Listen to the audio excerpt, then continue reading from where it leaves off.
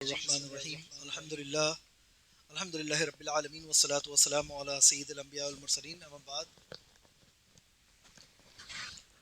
بسم اللہ الرحمن الرحیم شہر رمضان الذی انزل فیہ الفرقان فیہ القرآن ھدی للناس وبینات من ھدی والفرقان فمن شہد منکم الشہر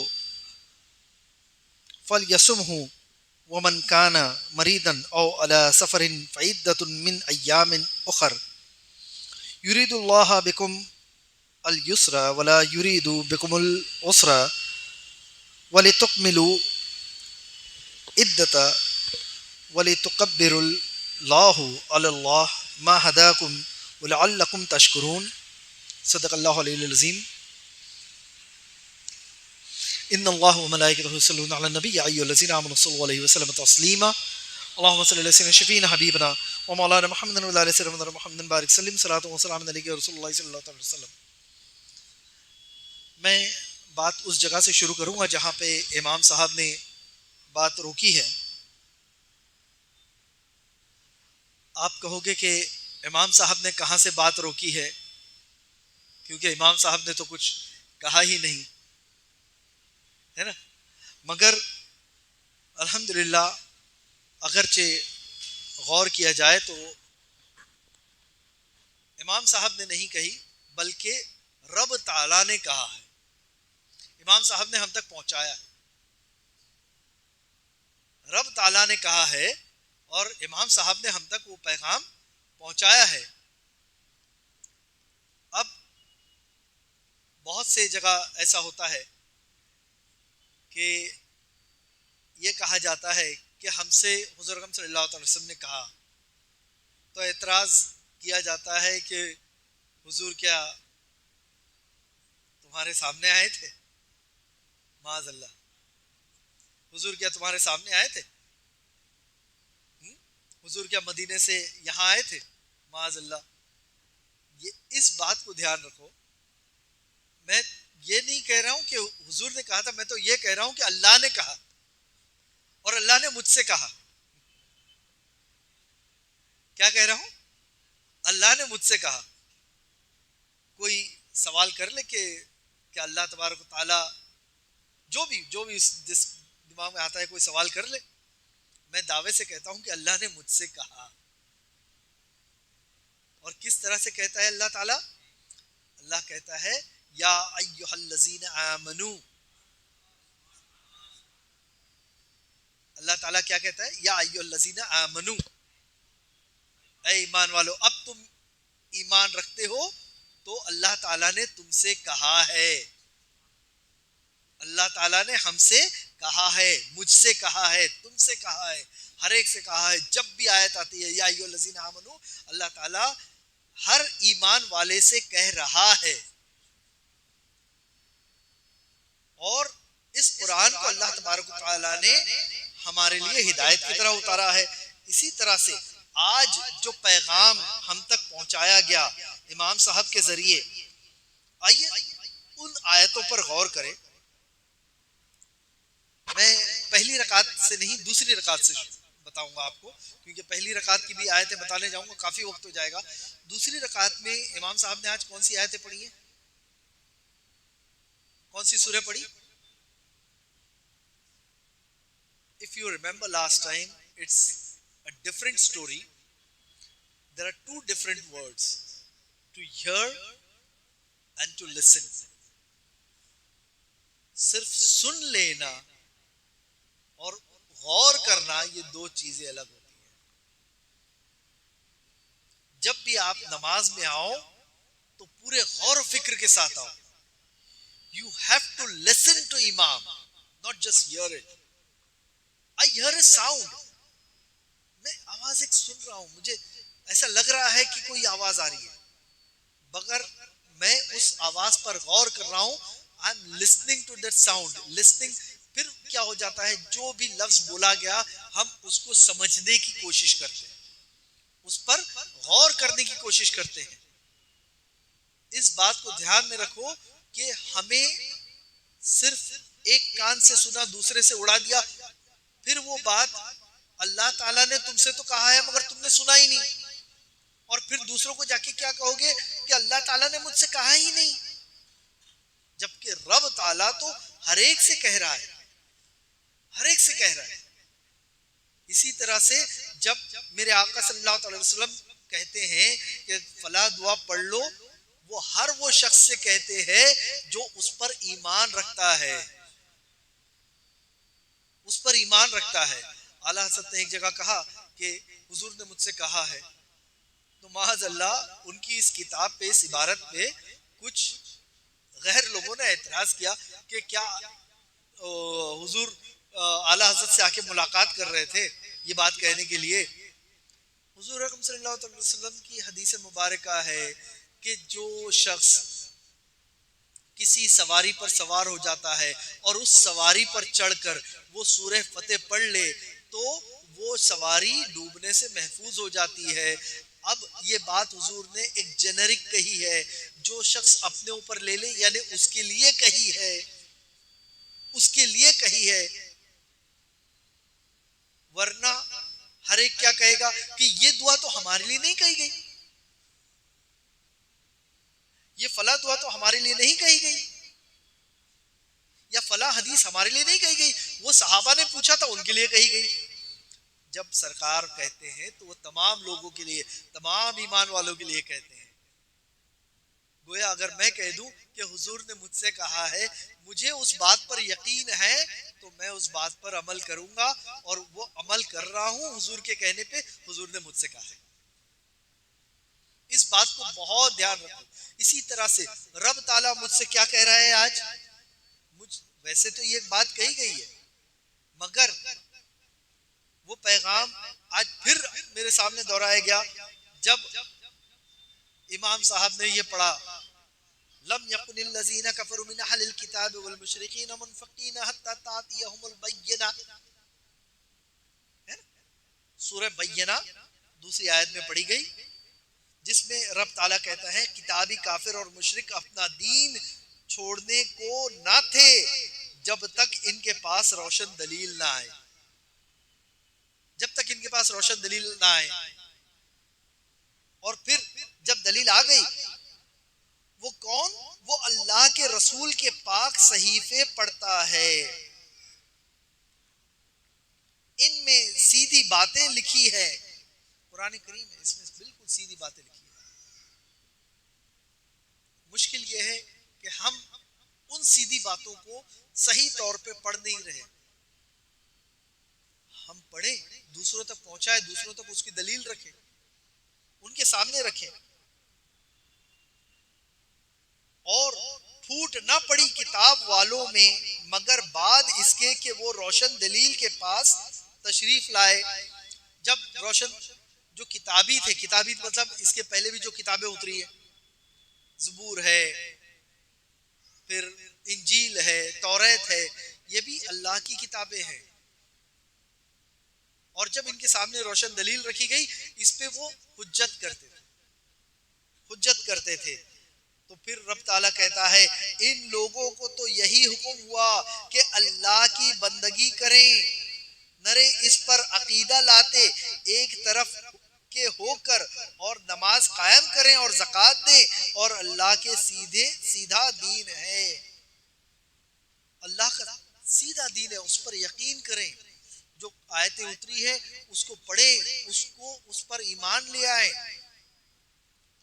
اور بے شک جتنے کافر ہے، یہاں پہ امام صاحب نے آج بات ختم کی کس طرح سے، ان الذین کفروا من اہل الکتاب والمشرکین نار جہنم خالدین فیہا اولئک هم شر البریہ، یہاں تک کہ آپ نے بات ختم کی ہے، ختم نہیں کی، روک دی ہے نا۔ تو یہ کیا ہے؟ بے شک جتنے کافر اور کتابی اور مشرک سب جہنم کی آگ میں ہیں، ہمیشہ ان میں رہیں گے، وہی تمام مخلوق میں بدترین ہیں۔ جن کے سامنے کتاب آئی، جن کے سامنے دلیل رکھی گئی، مگر وہ اس سے پھرتے ہیں، اس کا انکار کرتے ہیں، وہ بدترین ہیں، اور انہیں ہمیشہ جہنم میں رہنا ہے۔ مگر اس کے برعکس، اس کے بالکل برعکس نیکسٹ آیت میں اللہ تعالیٰ کیا کہتا ہے؟ بے شک جو ایمان لے آئے، الصالحات اولئک هم خیر البریہ، اور بے شک جو ایمان لائے اور اچھے کام کیے وہی تمام مخلوق میں بہترین ہیں. جن پر اللہ کی باتیں رکھی گئی، جن کو اللہ کی باتیں بتائی گئی، اس پر ایمان لے آئے پوری طرح سے اور اس پر قائم رہے، وہ بہترین امت میں سے ہیں. پھر رب تعالیٰ ان کے لیے کیا کہتا ہے؟ بہت ہی پیاری آیت ہے، اس کو بہت ذہن میں رکھیں کہ ان کے لیے اللہ تعالیٰ کہتا ہے جزاؤہم عند ربہم جنات عدن تجری من تحتہا الانہار خالدین فیہا ابدا. پہلے آیت میں یہ لفظ ابدا نہیں ہے. پہلے آیت میں میرا اللہ تبارک و تعالیٰ کتنا قریب ہے، اب اس کی تفسیر میں نہیں جاؤں گا، بس اتنا ذہن میں رکھ لیں کہ پہلی آیت میں رب تعالیٰ نے لفظ ابدا نہیں استعمال کیا ہے، یہ کہا ہے کہ وہ جہنم میں جائے گے، یہ کہا ہے کہ وہ جہنم میں جائے گے، مگر لفظ ابدا نہیں استعمال کیا ہے. ابدا لفظ استعمال کیا ہے تو جنت میں جانے والوں کے لیے، خالدین فیہا ابدا. اور پھر آگے رب تعالیٰ کہہ رہا ہے رضی اللہ عنہ ورضوا عنہ ذالک لمن خشی الرب. اگر اس کو ہم پوری طرح سے سمجھ پائیں تو یہ اتنی بہترین آیت ہے. اس میں رب تعالیٰ ہم سے کہہ رہا ہے کہ ان کا صلح کے رب کے پاس بسنے کے باغ ہے، یعنی جنت ہے، وہ جنت جس کا نام بھی لیا گیا ہے جنات عدن. اگر آپ جانیں تو جنت میں الگ الگ کیٹیگریز ہے، جس میں عدن بھی ایک نام ہے، بہترین حصہ ہے وہ جنت کا. تو ان میں باغ ہے جن کے نیچے نہریں ہیں، ان میں ہمیشہ ہمیشہ رہیں گے ابدا، ہمیشہ ہمیشہ ابدا. یہ لفظ جہنمیوں کے لیے نہیں استعمال کیا ہے میرے کریم نے، جنتیوں کے اس لیے استعمال کیا ہے کہ اگر تم جنت میں چلے جاؤ نا تو جنت میں تمہارے لیے پھر وہ ہمیشہ ہمیشہ جنت ہے. اللہ ان سے راضی ہے، وہ اللہ سے راضی ہے. رضی اللہ عنہ ورضوا عنہ ذالک لمن خشی ربہ. یہ جو اپنے رب سے ڈریں، یہ وہ لوگ ہیں جو اپنے رب سے ڈریں، جو اللہ سے ڈرتے ہیں. اللہ تعالیٰ نے ان کے لیے جنت میں عدن میں جگہ رکھی ہے. پیارے آقا صلی اللہ تعالی وسلم کی پیارے دیوانوں، اسی طرح سے ایک اور جگہ رب تعالیٰ نے ہم سے کہا ہے، سورہ بقرہ آیت نمبر 185.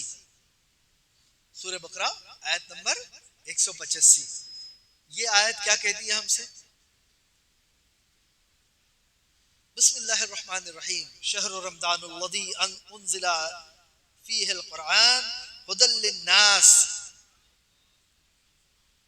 ھدی للناس، یہاں اگر آپ غور کریں شروع میں اللہ تعالیٰ کہتا ہے ھدی للمتقین، یہاں کہہ رہا ہے ھدی للناس. ھدی للناس، یہاں اللہ تعالیٰ اس کیٹیگری کو کھول دے رہا ہے جو پہلے ھدی للمتقین، جو اللہ سے ڈرتے ہیں ان کے لیے ہدایت ہے. یہاں پہ اللہ تعالیٰ کیا کہتا ہے ھدی للناس، یہ تمام لوگوں کے لیے ہدایت ہے. یہ رمضان ہے، رمضان میں اس کتاب کو اتارا گیا، رمضان میں اس کتاب کو اتارا گیا جو کہ تمام لوگوں کے لیے ہدایت ہے، تمام لوگوں کے لیے.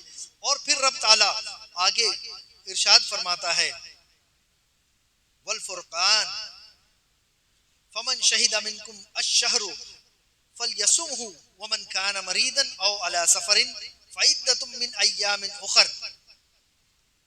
آپ غور کریں، پچھلے اتوار جب ہمارا سیشن چل رہا تھا تو اس آیت کے تعلق سے چند اہم باتیں بتائی گئی تھی کہ اس میں تم پر فرض کیے گئے روزے جیسے کہ اگلوں پر فرض کیے گئے تھے، اور پھر اس میں جو بھی مریض ہے یا پھر سفر کر رہے ہیں یا پھر کچھ ایسے ہیں جن پر اس ایام میں روزے روک دیے گئے ہیں، ان تعلق سے اللہ تعالیٰ بیان کر رہا ہے اور آگے رب تعالیٰ پھر ان کے احکام کو بتا رہا ہے جس کے لیے ہمیں تفسیر میں جانا ہے. مگر دھیان رکھے کہ یہی موسم تھا، یہی شعبان کی آخری راتیں تھی جب میرے سرکار نے اس مہینے کی بشارت دی ہے،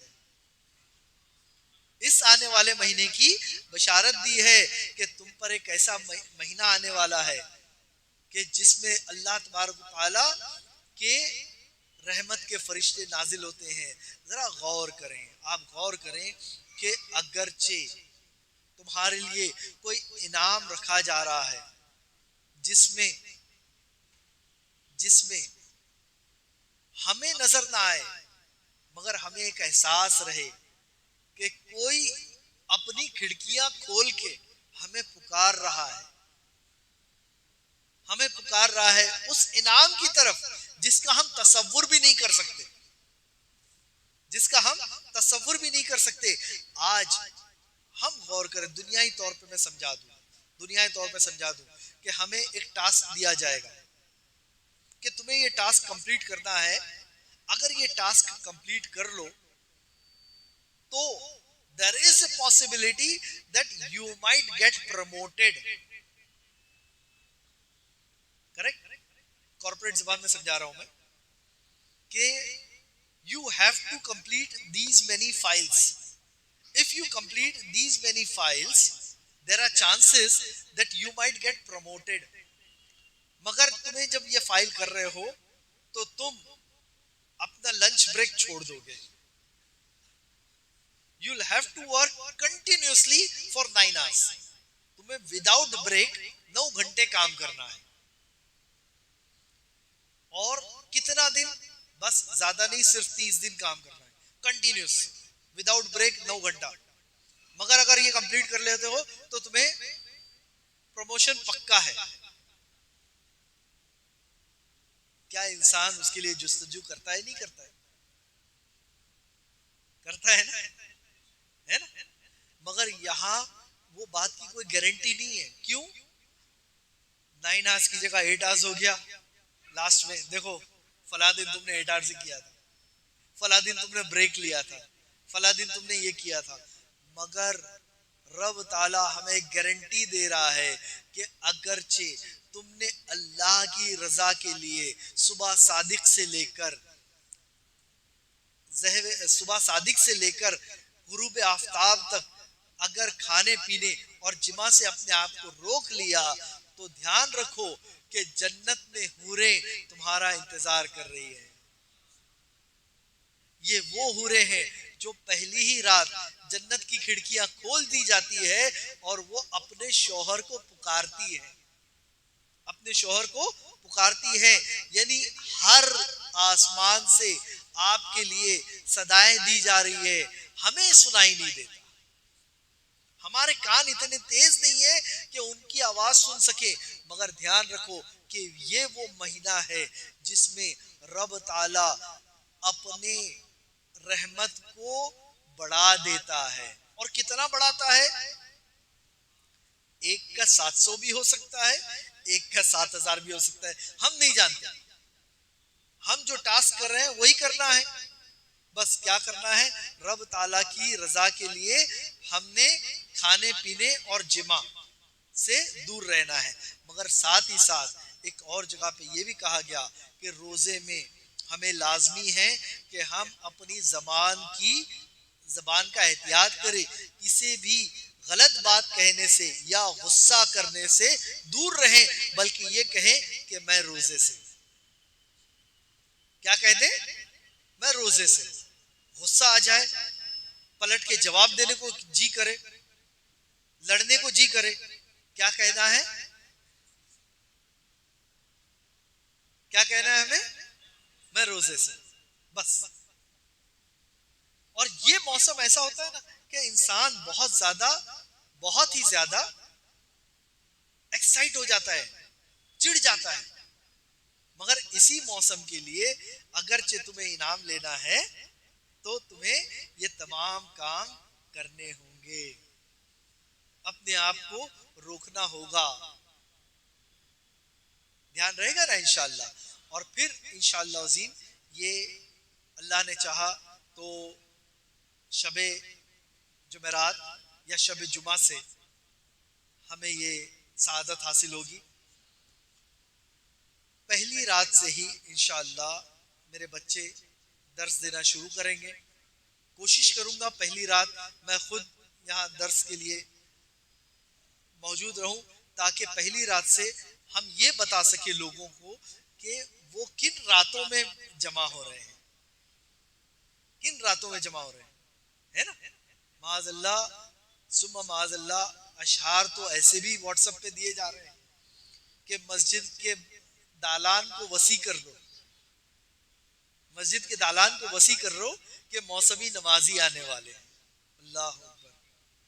پیارے آقا صلی اللہ علیہ وسلم کے پیارے دیوانوں, یہ جو پیغام ہے یہ میں آپ لوگوں سے گزارش کرتا ہوں ہر وہ شخص کے پاس پہنچا دو جو ایسے اشعار لکھ رہا ہے کہ اس کے منہ پہ لافہ لگا دو کہ تو ہمیں موسمی نمازی کہہ رہا ہے.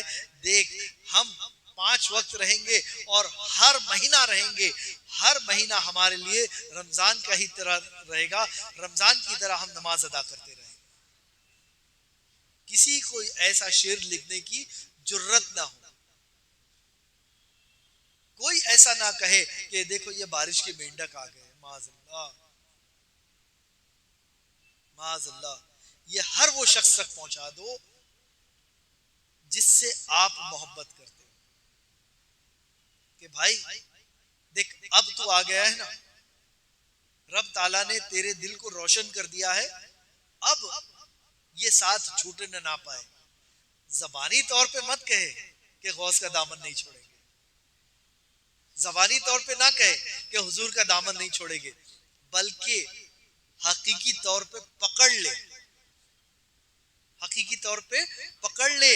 کسی کو تجھے مسلمان پہچاننا ہو تو وہ چہرہ دیکھ کر ہی پہچان لے, چہرہ دیکھ کر ہی پہچان لے, کہیں اور اسے دیکھنے کی ضرورت نہ ہو. دھیان رکھو کہ اگرچہ تم مسلمان ہو تو تمہارے لیے اللہ تعالی نے بہترین جنت رکھی ہے, مگر صرف ضرورت کیا ہے, دل میں خشیت ہونا چاہیے.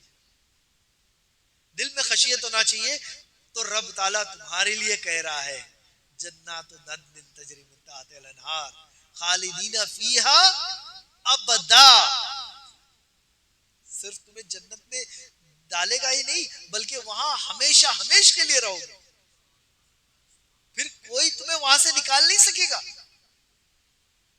مگر وہاں پہنچنے کے لیے کیا ہے, ذالک لمن خشیہ ربہ, اللہ تعالیٰ سے ڈر رکھو, دنیا سے ڈر مت رکھو کہ یہ ہمیں نوکری دے گا, یہ ہمیں پروموشن دے گا, اگر ہم نے داڑھی رکھ لی تو ہمیں یہ فلاں کام ملے گا نہیں ملے گا.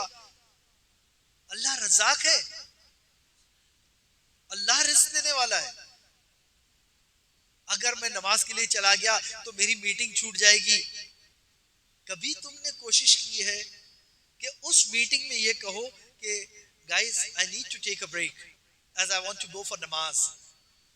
Try it out. Try it out. I have done it. I have done it not with Indian clients but American clients. Alhamdulillah. And they knew that یہ وقت Alhamdulillah namaz ka hai, so naeem will not be available. But we have to be open. We have to be open. We have to let them know کہ یہ وقت ہمارے نماز کا ہے, یہ وقت ہمارے روزے کا ہے, یہ وقت ہمارے بریک کا ہے جو ہم پرفیکٹ یوٹیلائز کریں گے. ٹھیک, دنیا سے مت کہو کہ میرے پاس وقت نہیں ہے, خود سے کہو کہ مجھے رب تعالیٰ کے پاس جانا ہے, رب تعالیٰ کے دامن میں جانا ہے. بہت دھیان رکھو کہ آپ دنیا والوں کو راضی کرنے کے لیے کتنی بھی کوشش کر لو, کتنی بھی کوشش کر لو, اللہ تعالیٰ قرآن میں بھی کہہ رہا ہے, حضور اکرم صلی اللہ علیہ وسلم نے بھی بعض الگ الگ جگہ پہ حدیثوں میں بتایا ہے کہ وہ تم سے ہرگز راضی نہ ہوگے جب تک کہ تم ان میں شامل نہ ہو جاؤ. جب تک تک کہ تم ان میں شامل نہ ہو جاؤ وہ تم سے راضی نہ ہوں گے. جب تک کہ تم ان کے ساتھ نہ ہو جاؤ، انہیں نہ مان لو، وہ راضی نہ ہوں گے. تم کتنا بھی ان کو خوش کرنے کی کوشش کر لو، کتنا بھی خوش کرنے کی کوشش کر لو، تم سنت کے پابند ہو جاؤ، تم نماز کے پابند ہو جاؤ، اگرچہ تم پہ شرائط رکھی گئی ہے کہ you can take only 1 hour break, 1 گھنٹہ ہی بریک لو نا، اس کو ایکسٹینڈ مت کرو. انہوں نے شرط رکھی ہے، ان شرط پہ رکھو، مگر وہ شرط کس طرح سے استعمال کرتے ہو یہ تمہارے اوپر ہے، یہ تمہارے اوپر ہے. If you are doing night duty، لوگ آ کر ہم سے پوچھتے ہیں ایسا ہو گیا ہے تو نماز نہیں پڑھیں گے تو چلے گا کیا؟ معاذ اللہ. ہم انہیں یہ بتاتے ہیں کہ ایسا ہے تو تم نماز کس طرح سے پڑھ سکتے ہو، کس طرح سے پڑھ سکتے ہو. بہت سے آفیسز میں ہمیں لوگ رمضان میں آ کے پوچھتے ہیں کہ ہمارے آفس میں واش بیسن ہے اور واش بیسن میں ہم پیر نہیں دھو سکتے ہیں. لوگ آبجیکشن اٹھاتے ہیں تو ہم پیر کیسے دھوئیں گے؟ اگر پیر نہیں دھوئیں گے تو نماز کیسے ہوگی؟ عذر شرعی ہے، آپ کوموڈ میں پیر دھو سکتے ہو، آپ کوموڈ میں پیر دھو سکتے ہو. کوموڈ کو اچھے سے فلش کر لو، پیر دھو لو، پیر دھو لو. ارے وہ پانی کہاں جائے گا؟ اچھا واش بیسن میں سے کہیں اور جائے گا، واش بیسن میں سے کہیں اور جانے والا ہے. ارے وہ پانی کہاں جائے گا؟ بھائی دیکھو، گھر میں وضو کرتے ہو، غسل خانے میں وضو کرتے ہو، غسل خانے میں بلا عذر شرعی وضو کرنا وضو کو مکروہ کر دیتا ہے، مگر کرتے ہو نا، ہے نا. وضو واش بیسن میں کرو، پیر باہر کھڑے رہ کر آپ باتھ روم میں دھو لیے ٹھیک ہے، مگر واش بیسن ہر گھر میں ہے، وہاں کھڑے رہ کر وضو کرو. ٹھیک، یہ سوچو کہ وضو کس طرح سے کرنا ہے، یہ نہ سوچو کہ کیسے اوائڈ کیا جائے، کیسے اوائڈ کیا جائے. ہمارے آفس میں نماز کے لیے جگہ نہیں ہے، تمہارے آفس میں سیڑھی ہے، آفس میں گیراج ہے، آفس میں کئی جگہ پہ you might even recall this، even you might recall this، آج کل ماڈرن آفیسز میں ایک سپیس ہوتی ہے، سٹا سپیس. Am I wrong؟ ہے نا، ایک سپیس خاص کر رکھی جاتی ہے، سٹا سپیس. وہ سٹا سپیس کس لیے ہوتی ہے؟ معاذ اللہ ہم تمام لوگ جانتے ہیں کہ یہ آفس، یہ کارپوریٹ یہ چاہتی ہے کہ لوگ بالکل ایک دم آفس سے دور نہ چلے جائیں، اس لیے کسی آفس کے ایک کونے میں 3-4 آفس مل کے ایک کونے میں کیٹیگرائز کر لیتے ہیں، اس کو ایئر مارک کر لیتے ہیں کہ اس کے اندر کھڑے رہ کر ہی سگریٹ پیو، ہے نا. اسی طرح سے آپ کسی کونے میں مصلی بچھا کر نماز پڑھ لو گے، آپ کو کوئی نہیں روکے گا، کوئی نہیں روکے گا، جب تک کہ آپ خود کو نہ روک لو، جب تک کہ آپ خود کو نہ روکو. اس بات کو بہت ذہن میں رکھیں.